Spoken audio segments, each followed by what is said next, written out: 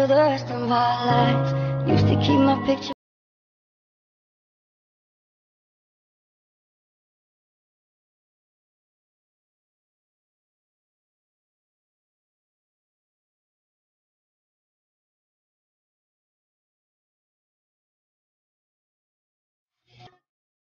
Guys, may nagpapawi kami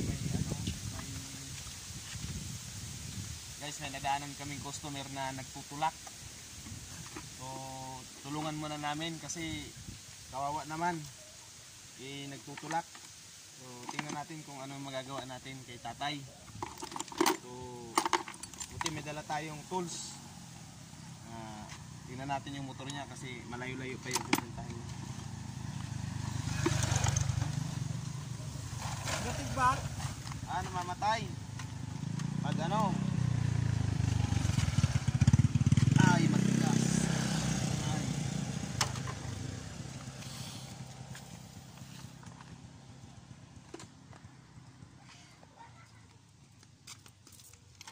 Pungan yan. Hindi pa ako. Ali na ako dyan kuan. Dyan sa kuan na. May liha ka dyan, tay? Ha? May liha ka man lang dyan, wala? Walang liha.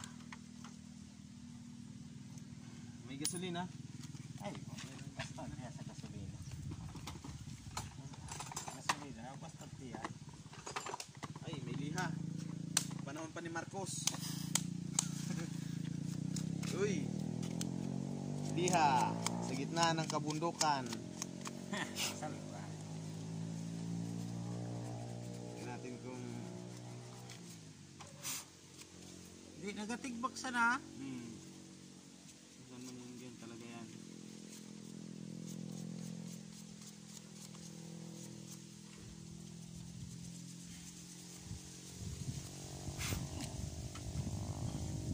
Di paano kaya ako ni Ban? Na Salares. sain? Sengga, ta. Berti ba ka? Sa badian? Berti ba ni... Ah. Berti ba ni Ban Salares mo na? Di paano na pito. Tapos bigla kang namatayan. Ali akong kabarian kay Slaw. Puta nagatigbak di sa agyan. Kasi antay. Wa may susi pamati.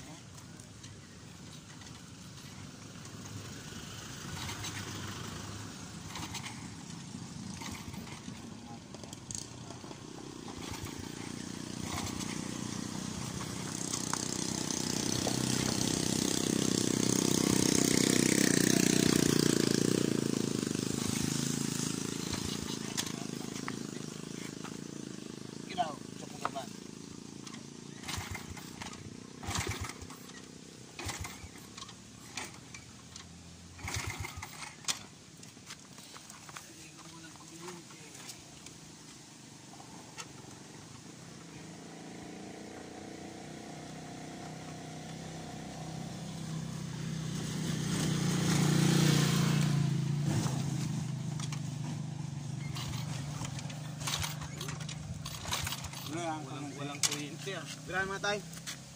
Tay, pajaki daw.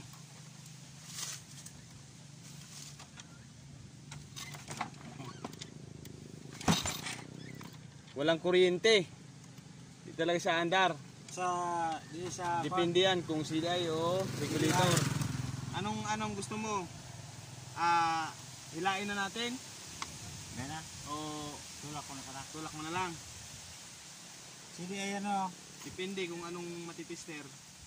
Kung anong makikita na kuan. Kung taga yung ano? Dati ba nga ning pansi mo?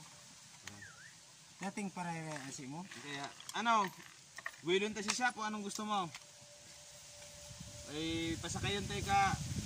Pasiring sa balay sa shop. Tapos mo balik sa may darampisi. Kami mo guyod. Kuha mo sa motor mo kina sa balay. Sa shop. Pero di ka na may rapat. Bata ko na pumunakang mo na. Wala man ano yan. Lingon talang kung anong problema naman na mailing. Dapat kung lost connection man lang. Pwede. So pagsakay ka na sa motor. Yatod ka naman sa badian. So kamukuha siya ng pisi sa balay. Tapos pabalik siya. Tapos inikuha mo kina. Okay. Tara. Okay mo na. motor ani. Guys, na may dadaanan kaming customer ngayon, tinulungan namin. So malaki problema ng motor niya, walang kuryente. So minabuti na namin tulungan. Nagpaiwan ako para kumuha ng PC yung kasama ko para hilain. Tapos si tatay ihatid na kung saan siya nakatira. So ito ngayon yung motor guys. So naiwan ako ngayon. Lasing yung medyo lasing yung may-ari. So kahit na ganun pa man, nangangailangan ng tulong. So tulungan natin. Hihilain namin ito sa guys, sa shop. So nagsabi siya na wala pa siyang pera. Sabi ko okay lang yon. So matulungan lang natin siya kasi tanghali na. Baka mamaya anong mangyari sa kanya sa kalsada. So minabuti ko magpaiwan para yan, hilain namin yung motor. So andito ako guys sa sa may tabing kalsada, yan Pero medyo walang bahay dito. Kaya pinapunta ko na si tatay kasi lasing, baka ano pang mangyari. So kami nang bahala ito sa motor na to. Kahit hindi kami niya bayaran, okay lang kasi kailangan namin siya matulungan kasi nagtutulak. So dapat makauwi na siya. Kami nabuti ko nang ipahatid sa kasama ko, tapos hihilain namin yung motor ngayon. So yun na lang yung abangan nyo guys kung ano yung kalalabasan ng na to. Ayusin namin bago siya umuwi. So kinabukasan na siguro namin bibigay yung motor guys, yung hindi siya lasing. Baka mamaya madisgrasya pa siya. So hanggang dito lang muna. So nakita ko lang yung motor sa inyo.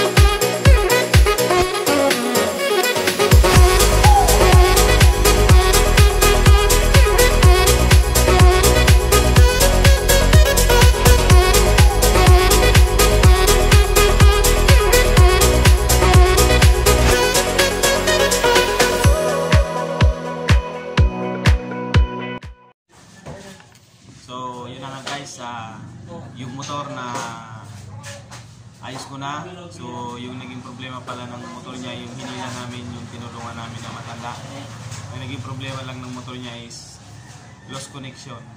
So yun lang yung naging problema niya. Okay na yung motor niya, so nadala niya na pauwi. Hindi naman tayo humingi ng bayad, pero siya na mismo yung nagbigay sa atin. Konti lang naman yung binigay niya. Hindi naman tayo nag-demand. So tulong naman yung ano natin sa kanya, yung approach natin sa kanya, hindi naman yung bayad.